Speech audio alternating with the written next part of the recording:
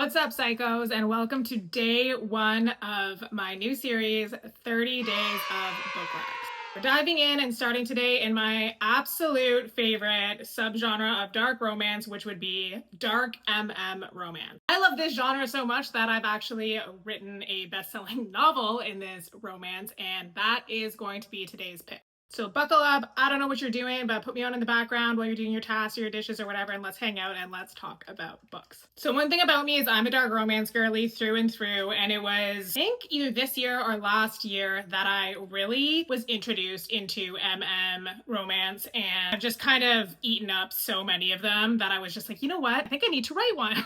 And that's how The Mercenary and The Mortician was born. Now, this is my best-selling book in my entire backlist, and it's also a part of a shared world with Alina May. So Alina May wrote Make Me, which is this book right here, and this is a dark romance. These are interconnected standalone, so you can really read them both in any order that you want. But the characters from Alina's book and the characters from my book cross over in both of the books. So if you read one and you're like, oh my god, I wish I wanted more from those characters, you can read the other one and you're going to get a scene with them in it as well. This is ultimately going to be a 6-book series. Alina and I will both each be writing 3 books. The first installments, as we know, are Dark The next installments will be Dark FF and Dark FFF. And then the final installment, my book, will be Dark MF. So if you've read this already, you know it's going to be Fox and Naomi, which is highly anticipated by both readers and me.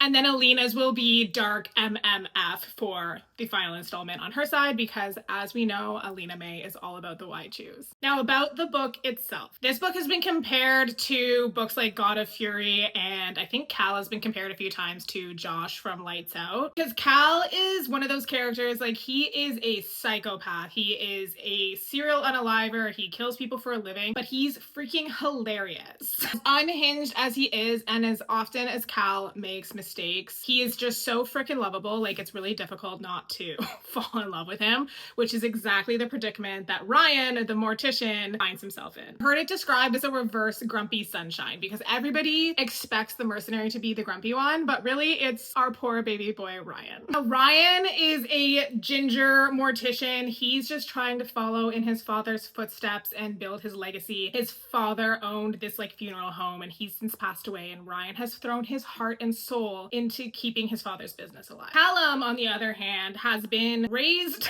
by this very, very bad man named Damien and groomed into being a assassin. So he's got a lot of people on his list that he has to kill. Like, he doesn't really get a say in it, but as a means of repaying his karmic debt, he likes to, on his free time, hunt down and kill people who are child abuse. And that's actually how he and Ryan meet. Cal is following this little boy to where he thinks is the boy's home because the child is showing signs of abuse, and the kid walks into this funeral home. Cal thinks it's because Ryan is the abusive dad who is hurting this child, but really Ryan's just like a safe place in the neighborhood that this kid knows that he can go to, and Ryan's been actively trying to be a safe place for this child, but Cal doesn't know that. Cal packs his murder stuff, breaks into the funeral home, and basically tries to kill Ryan. You can tell like there's tension and chemistry already between them before he realizes that Ryan is actually not a bad guy. Like, he would never hurt a child. And it's almost insta-love from Cal's point of view. Like, he sees Ryan and he's like, oh my god, I love him. Like, that guy is mine. So once everything is cleared up, there's like a little bit of light stalking on Cal's part, where he just like keeps showing up in Ryan's house and being like, hey, like, I made breakfast. And Ryan's like, what the like, get out of my house. Like I said, Cal is so freaking charming that like Ryan just doesn't stand a chance. There's also a coming out aspect to this too, and like a gay awakening. Ryan thinks that he's straight. He has a girlfriend in the beginning of this, and I say girlfriend loosely. I'm not gonna get too into it. You need to read the book to understand. But hey, that Cal just kind of gently peels back those layers and pieces of Ryan that he didn't even know he'd built up around himself. And I don't know. This is probably my favorite book in my backlist. Like, I understand why it's my most popular one. And you know, if you like a dark romance, but dark romance that has feeling and emotion and connection, and you still like kick your feet while you're reading it, this is the book for you.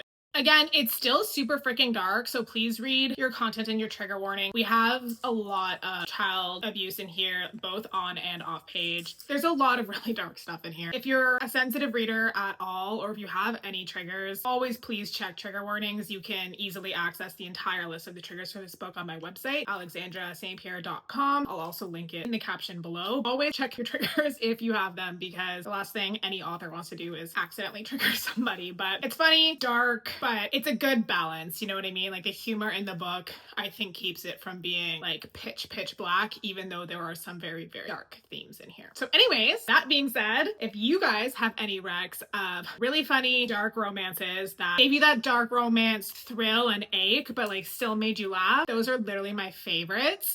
Let me know in the comments if you have any recs that I should check out, and I will see you guys tomorrow. Thank you for watching today's episode of 30 Days of Book Recs. I will catch you in the next video. In the meantime, if you did want to support me by checking out any of my books that I've written, here's my backlist. I've got a wide range in here, from a contemporary surf romance to some pitch black paranormal dark romances. Take your pick. All of my books are available on KU if you want to check them out. I also have videos detailing the content of each book if you want to check them out on my channel. But I totally understand if that's just not in the cards right now. You might be going like, Alex, in this freaking economy? Yeah, right. So if you don't have the means to financially support me by reading the books, that is obviously totally okay too. I am just glad that you are here. So any interaction that you can give me on this video goes a long way. So if you want to like, comment, or subscribe, really anything is appreciated. Just smash all of those buttons. Okay, thank you. I love you. I'll see you in the next video.